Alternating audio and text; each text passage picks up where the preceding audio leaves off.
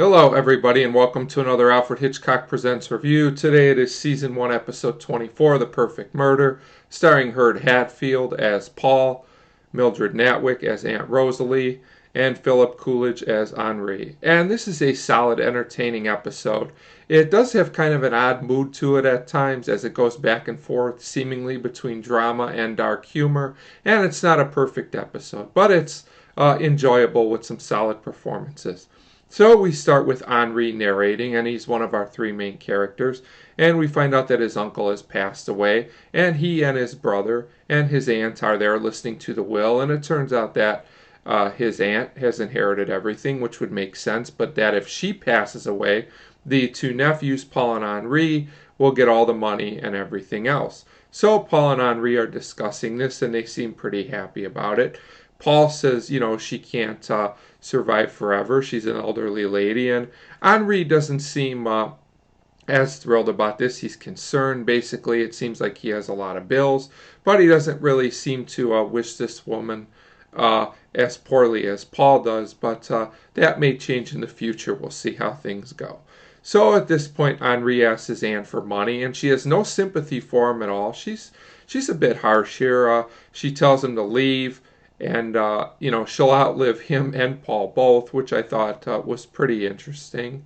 And then she finds Paul in the house snooping around, and she lets him have it as well. But we find out actually that their attitude and mood is pretty much the same, and they kind of get along in a strange way. And at this point, Paul talks about how he gets dizzy spells, and he actually does faint here, and the maid comes down and says to get the doctor, and Aunt Rosalie says, don't get the doctor, he'll recover on his own, which shows a little bit about her. She's not that sympathetic, but maybe she is that sympathetic because then the maid talks her into letting Paul stay there and moving in. So we move months ahead in time, and things must be working out pretty well because Paul is still staying there, and he seems pretty happy. Naturally, because he's getting everything paid for, obviously. And Aunt Rosalie's sitting outside with the doctor, and he tells her basically she's fit as a fiddle and she's doing very well, so it doesn't seem like she's going anywhere anytime soon. So then Paul comes out, and he talks to Aunt Rosalie, and they basically know each other's motives and where they stand. She knows that he wouldn't be that sad if she was gone. And then there's this strange scene where he helps her up and pretends to let her fall, but strangely nothing comes of this. He doesn't do anything here. It's just kind of a mislead.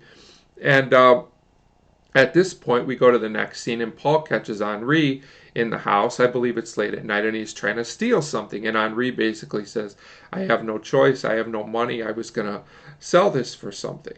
So Paul comes up with this plan. He says, well, we could just get rid of the old woman because I'm tired of waiting anyway. So they have a plan to kill her. They're going to meet up on it the next day. Henri doesn't seem too thrilled about this, but he reluctantly agrees, I guess, feeling he has no choice.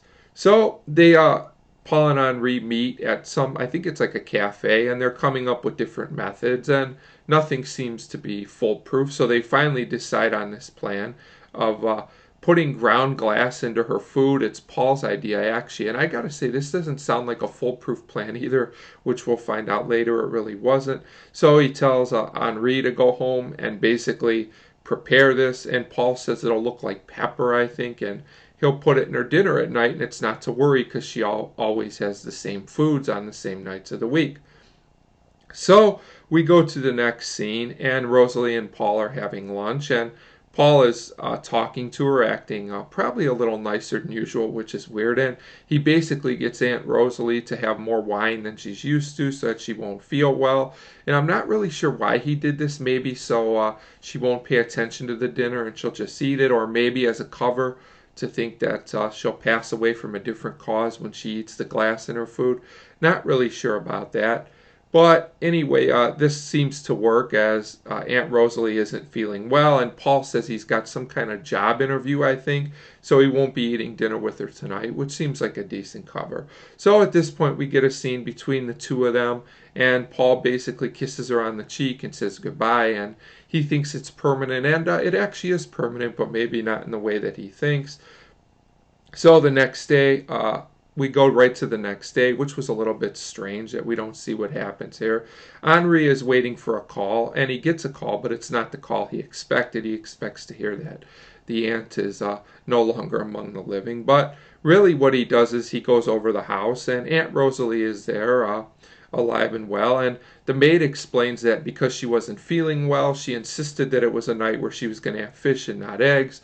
So she ate dinner and went straight to bed. And when Paul came home in the morning, she didn't want to waste anything, so she fixed him the eggs from the night before. So Paul basically ate them, and Paul is no longer with them. He's passed away. So Aunt Rosalie says Henri is the only heir, and she tells him basically that they should be closer and they should get along better.